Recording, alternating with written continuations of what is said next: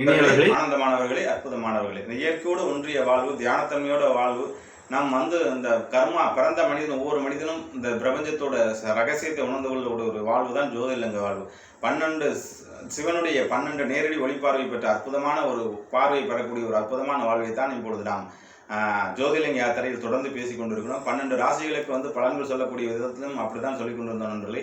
ஆகவே இப்போது 7 சனியிலிருந்து விடுபட்டு 7 சனியோட பாதிப்பிலிருந்து விடுபட்டு பிரம்மாண்டமான ஒரு வாழ்க்கையை வாழ்வதற்கு அற்புதமான வாய்ப்பு மகர ராசிக்கு அமைந்திருக்கின்றது. மகர ராசி நண்பர்கள் ஒருவரையேனும் திரகம்பேஸ்வரர் சென்று விட்டு வர வேண்டும். திரகம்பேஸ்வரர் மண்ணை மிதிக்க வேண்டும். குரு பிரம்மா, குரு விஷ்ணு, குரு தெய்வம் அப்படின்னு முப்பெரும் தேவர்களும் குடிக்கொண்டிருக்கின்ற அந்த திரகம்பேஸ்வரரை வணங்க வேண்டும் என்று சொல்லிக் கொண்டிருக்கின்றேன் நண்பர்களே. அதை நாம் ஜோதிலிங்க யாத்திரையில் இப்பொழுது நாம் அதை பார்க்க போகின்றோம். வருங்காலத்தில் உங்களுக்கு வர வீடியோக்கள் திரகம்பேஸ்வரரும் பீமாசங்கர் இருந்தும், பீமாசங்கர் என்பது பீமன் வனவாசத்தில் இருக்கும்போது வணங்கிய ஒரு அற்புதமான ஒரு தெய்வம். கன்னிராசி அன்பர்கள் எல்லாரும் பீமாசங்கரை ஒரு வாட்டி, இதுவும் அவுரங்காபாத்துக்கு பக்கத்தில் தான் இருக்கின்றது. புஷ்பரேஸ்வரர் மீனராசிக்கு இப்போ 7 சனி நடந்திருக்கின்றது.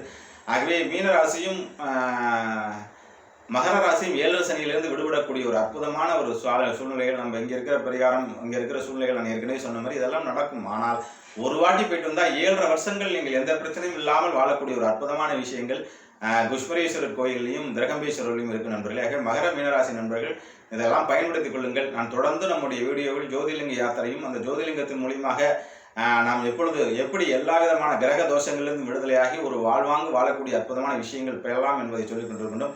இந்த ட்ரிப்பில் நம்ம அற்புதமாக சீரடி செல்கின்றோம், அதே மாதிரி பீமாசங்கர் செல்கின்றோம், அது மாதிரி திரகம்பேஸ்வரர் செல்கின்றோம். நாசிக் பக்கத்தில் இருக்கின்றது.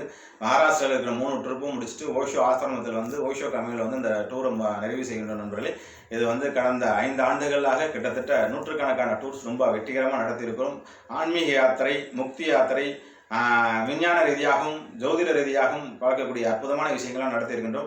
நம்முடைய அமைதாரா சேனலை தொடர்ந்து ஃபாலோ பண்ணுற நண்பர்களுக்கு இது போன்ற இன்னும் அற்புதமான ரகசியங்களை சொல்லுவோம் நண்பர்களே.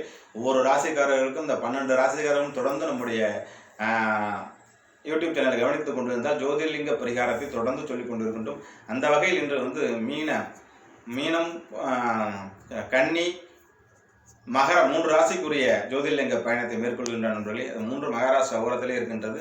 அவுரங்காபாத்தில், அதுக்கப்புறம் மகாராஷ்டிராவில் புனே நாசிக் பக்கத்தில், எல்லோரும் பக்கத்தில் இருக்கின்றது. இது எல்லோரும் காண வேண்டும் என்பதை சொல்லிக்கொண்டு தொடர்ந்து நம்முடைய சேனலில் இணைந்திருங்கள். வாழ்க்கையில் இன்னும் அற்புத அதிரகசியங்களை பற்றி பேசுவோம். வாழ்த்துக்கள், மகிழ்ச்சி, சந்தோஷம்.